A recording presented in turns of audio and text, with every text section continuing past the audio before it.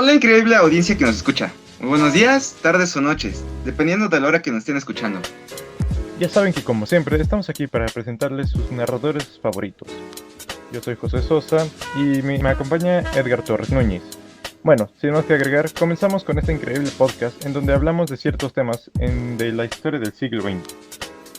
Este es el contenido específico en el que vamos a hablar a lo largo de este podcast, que como vemos es la importancia del movimiento estudiantil de 1968, el proceso de desintegración de la Unión Soviética y sus consecuencias, el crecimiento económico y desarrollo social del mundo unipolar, el neoliberalismo y la globalización, para resumir.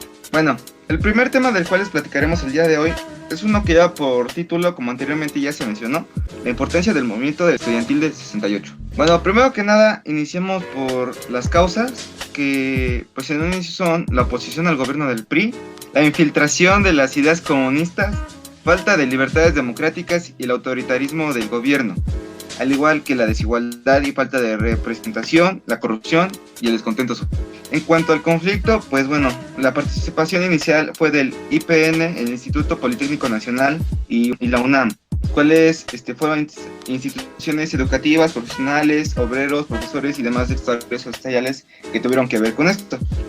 El origen se data el 22 de julio por pleito estudiantil entre la vocacional 2 y 5 del IPN y la preparatoria Isaac Ochotera, que es incorporada a la UNAM. Continuamos con que es la organización del movimiento. Bueno, en un inicio fue un paro laboral y estudiantil del IPN, que fue entre el 26 al 29 de julio. A la marcha para protestar contra la reacción de las autoridades se sumaron alumnos de la UNAM y de la Universidad de Chapín. En esta exigían pues más democracia, y el 2 de agosto se crea el CNH, Consejo Nacional de Huelga. Después se dio una marcha de silencio por ahí del 13 de septiembre. En cuanto a lo de represión y consecuencias, el 12 de octubre se inauguró los Juegos Olímpicos, en donde un grupo de manifestantes pues lanzó un papalote de color negro en forma de paloma, tipo como de protesta, por así decirlo. Todo esto, como ya mencionamos, fue durante la inauguración de los Juegos Olímpicos de 1968, que fueron en México. El 4 de diciembre los estudiantes pues regresan a clases. Para pasar al 2 de octubre se convirtió en un hecho emblemático de México de la mitad del siglo XX. La sentó las bases para alcanzar libertades, despertó la conciencia e importancia sobre la negociación pacífica. Es algo fuerte este tema, ¿no lo crees, Josué? Sin duda alguna es un tema muy frágil para tocar. Y pues bueno, oye, Josué, si tú hubieses estado en esa época, pues no sé, participarías en el movimiento, y en el caso de que dijeras que sí participarías o sí estarías de acuerdo, ¿cuál habría sido tu participación o cómo hubieses influido? Bueno, esta pregunta es muy interesante. De hecho, claro, participaría como estudiante, tal vez profesionista de licenciatura. Pero como vemos aquí en esta diapositiva, ¿cuáles eran los factores sociales? Esto, las rebeliones, el mal gobierno y la indignación, pues esto es lo que provocaba que el gobierno no quisiera tanto, digámosle, a los alumnos, porque es todo en contra del gobierno va a ser como castigado, digámosle así. Entonces, sí hubiera participado porque todos, bueno, en esta época estaríamos no satisfechos con este, digamos, maltrato. Y pues es algo democráticamente no tan justo. Entonces esa es mi forma de ver como para esta época y como la participación de todos y cómo influirían en todo lo que hicimos. Pues creo que yo estaría de acuerdo contigo, y en el caso de todo lo que dijiste, pues yo también participaría, a lo mejor también protestando o saliendo a las marchas. Muy bien. Bueno, de hecho, Edgar, sacando de este tema, bueno, ¿crees que estos estudiantes del movimiento del 68 lograron sus objetivos? Pues realmente creo que sí lograron sus cometidos, ¿no? Porque pues realmente sí llegaron a cambiar ciertas cosas que actualmente, pues sí, si lo están permitidas o se pueden hacer.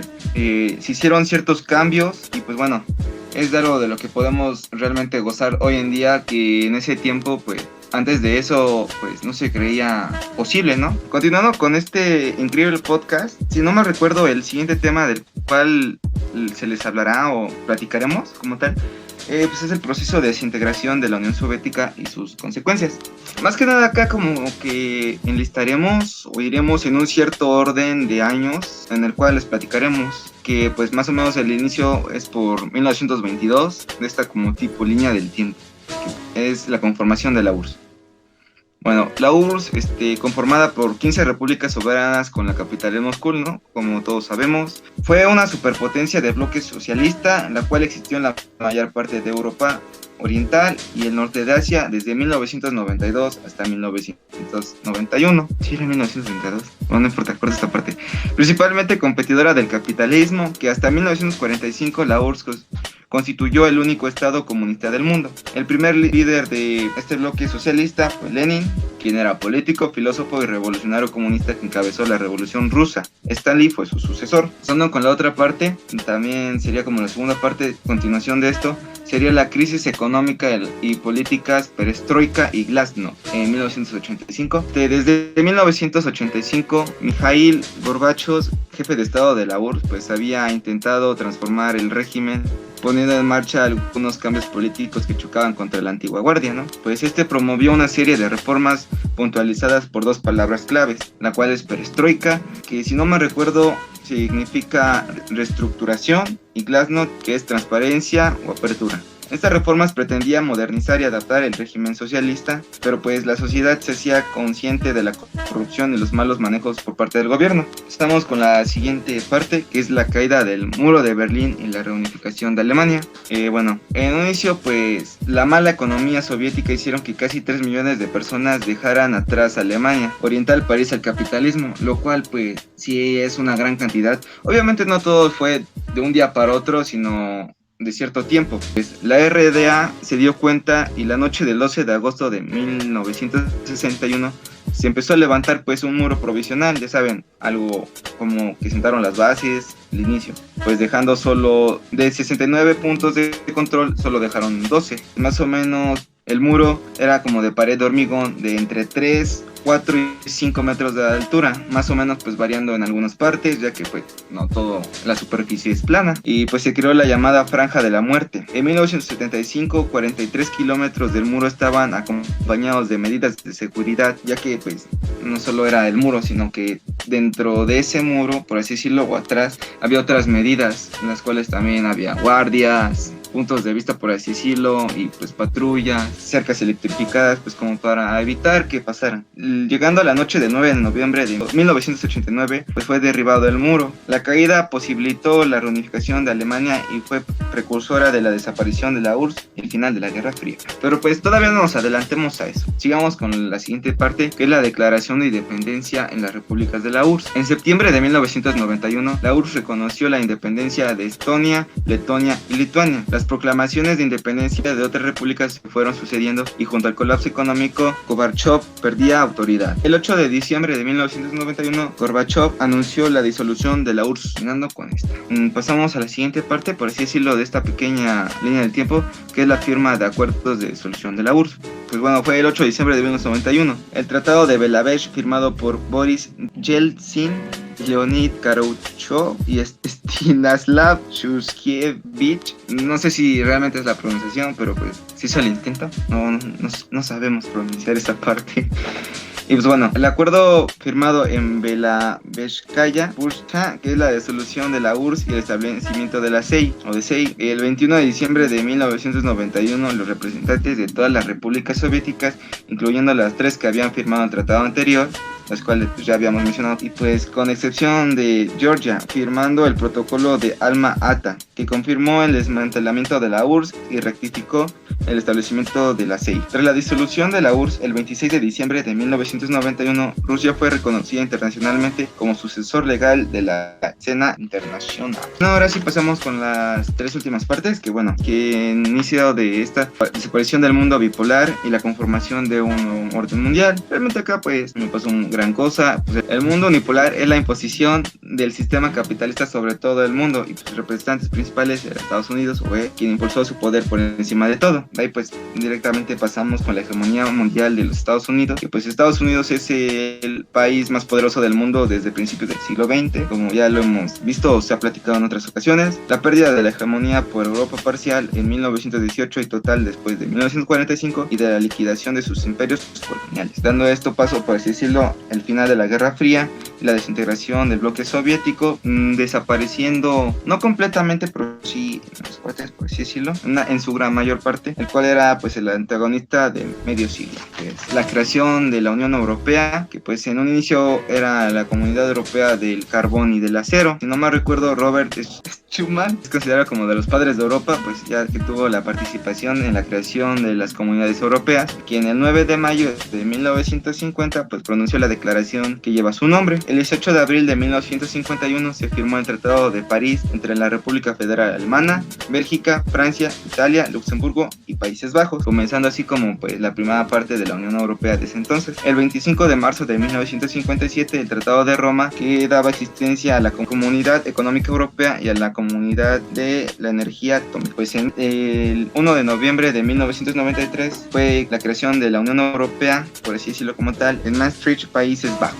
Wow, esas sí que eran épocas muy oscuras para esa parte del mundo. Y que me lo digas, amigo, pero pues bueno, en ese tercer tema nos lo diremos la primera parte, que es crecimiento económico y desarrollo social, el cual también es el título que lleva este tema. Esta parte les platicaré o les narraré yo, y para la segunda parte, que es fenómenos sociales contemporáneos, lo platicará o lo narrará el buen Josué. Así que, con esto ya avisado, comencemos. Bueno, la primera parte tiene dos subtemas, por así decirlos, que es efectos del crecimiento urbano en su contexto de vida, y el otro es las consecuencias de la migración en el bienestar de su comunidad. Y bueno, iniciemos por el que se mencionó primero, que es los efectos del crecimiento urbano en su contexto vida. En las próximas décadas, parte del crecimiento demográfico en México será urbano, ¿no? Eso significa que en el país pasará de contar de 384 ciudades a 961 en 2030, en las que se concentrará el 83.2% de la población nacional, y en donde la población pobre pues predominará, ya que empezará como la escasez de recursos, por así decirlo, o la escasez de trabajos, ya que se aglomerará. Pues de acuerdo con la ONU, la mitad de la humanidad, entre 3.500 millones de personas viven en ciudades, pues para 2030 casi 60% de la población mundial pues vivirá en zonas urbanas. Pasando con la consecuencia de la migración en el bienestar de su comunidad, pues bueno,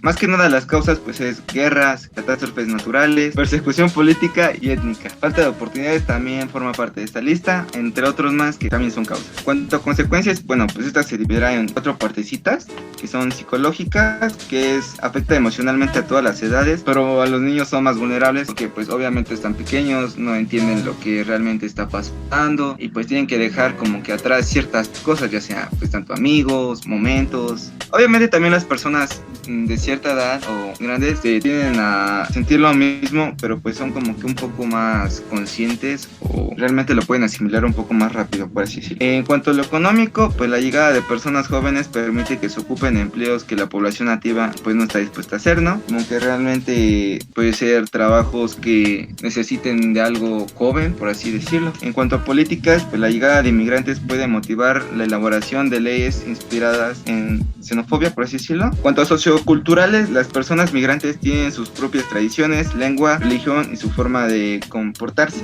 Bueno, pasamos con los fenómenos sociales contemporáneos. Estos los vamos a dividir en esperanza de vida. Comenzamos con este. Este se refiere al incremento, al promedio, se podría decir, de años que una persona espera desde que nace. Recordemos que todos estos datos que nos proporcionan vienen de la institución INEGI. La esperanza de vida en México se lleva desde 2019, que son hasta los 72 años para hombres y 78 años para las mujeres. Seguimos con la mortalidad, que esta es, como dice su propio nombre, es la información sobre el volumen de las defunciones, o bueno, que en el país, que se caracteriza por la edad, del sexo de los fallecidos. Estos son, pues como el INEGI nos lo proporciona, en el periodo de 2019 hubieron 747.784 muertos o defunciones, que ha sido como una parte muy grande hacia México. Seguimos con la natalidad, que bueno, este se refiere a la información que se produce a gran distribución geográfica de México, por ejemplo, en los nacimientos registrados. Desde el año 2019 se han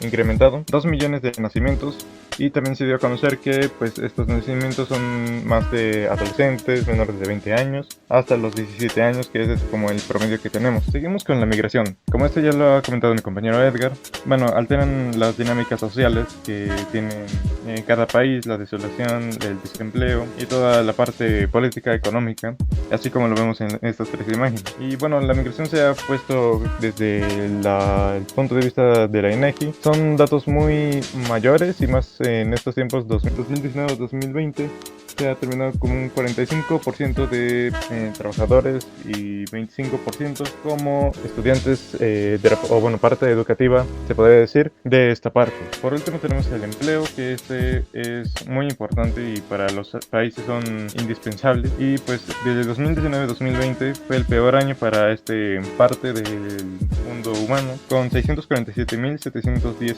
bajas por trabajo o desempleo, se podría decir. Y pues esto es lo que más nos ha afectado pues no solo en México, sino en el mundo actualmente. Bueno, creo que por esta parte se iniciaron los temas que no están muy fuertes o que tenga que ver mucho con conflictos bélicos. ¿O tú qué opinas, Edgar? Pues sí, mi querido Josué, en eso sí estás muy en lo correcto. Bueno, ahora sí, ya iniciando un tema completamente por mi parte, les iniciaría hablando del neoliberalismo, así que vamos para allá. Primero tenemos que observar en qué consiste este modelo neoliberal o a qué se le llama este. Bueno, para no hacerle la vida tan complicada, este se retoma la doctrina del liberalismo clásico y la replantea dentro del esquema capital actual. Bueno, este fue como una corriente de pensamiento económico y político, como ya dije, y pues busca la libertad absoluta, defensa de propiedad privada, el individualismo, el libre mercado, entre otras cosas, o como el orden político. Existen tres premisas de su política, pero ¿cuáles son estas? Bueno, aquí vemos que es la primera, supremacía financiera sobre la actividad productiva, el salario de subsistencia y o por debajo de su valor, y el predominio del mercado y o adecuación del Estado. Estos tienen que ver mucha parte por la política que hay en un país, por ejemplo México, finanzas que hay, ahora sí que la capital, esto lo que nos va a, digamos, albergar todo lo importante que es ahora en México. Y bueno, ahora hablando de algunas características de este sistema, bueno, como ya había dicho, proponen la circulación de mercancías, capitales y personas, lo que de alguna manera desafía los límites y controles del Estado Nacional en materia de economía. Pues es toda la economía que va a manejar, todas las finanzas, todo lo que se distribuye a lo largo del país o de algún país, es todo, pues ahora sí que como un límite, un camino en el que se va a llevar todo lo que se va a hacer en materia económica, política, social, de todos los ámbitos comunes en un humano. Bueno, hablando de esto, ¿qué opinas sobre todos estos temas, Edgar? Bueno, pues sí es algo interesante conocer tanto los sucesos del pasado para pues no volver a repetirlos. Como bien dice una frase, si no me recuerdo, quien no conoce la historia tiende a repetirla. Y en cuanto a los tres últimos, bueno, o estas dos últimas cosas que has dicho, o los temas de los cuales has hablado, pues son cosas que realmente son de la actualidad y están sucediendo, y también debemos de conocerlo, más que nada como para estar informados y saber de lo que está pasando. Claro, es importante conocer también lo que la actualidad tiene para nosotros, y estar sobre todo informados y saber qué es lo que pasa. Para este último tema, o para concluir, seguimos con la globalización, un nuevo orden mundial. Bueno, para que se sientan un poco más en camino a lo que vamos a hablar, vamos a hacer una lluvia de ideas conforme a este tema. Primero, ¿qué es esta globalización o a qué se refiere? Bueno, este es un proceso económico, social, político y tecnológico y cultural a escala planetaria, que caracteriza por convertir el mundo en un lugar más intercalado, con más impactos en todos los ámbitos. ¿A qué me refiero con intercalado? Que es más unido, o que todos estos ámbitos que les vamos a explicar es más de intercambio hacia uno y otro, entre otras cosas. Bueno, con esto,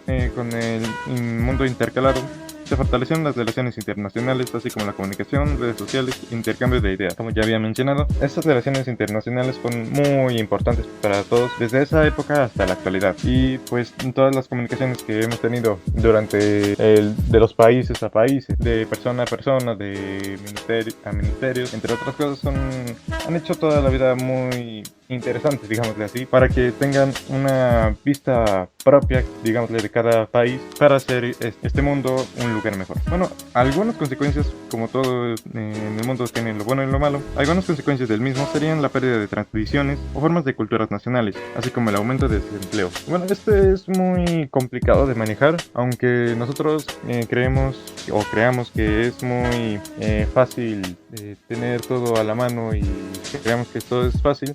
Pues no, nosotros ahora sí que cada quien pone su granito de arena. Y bueno, aquí mencionaban que es el libre mercado. Bueno, este libre mercado se basa en decisiones individuales en igualdad de condiciones y que en un estado que provea los servicios básicos justamente. Pues esto no hay mucho que explicar, es toda la igualdad de condiciones, todos los servicios que hay y todo lo que se quiere buscar en una buena vida o en una vida sana se traslada a estas dos palabras, libre mercado. Bueno, esto es todo por el día día de hoy, ya que hemos llegado al final de este increíble podcast.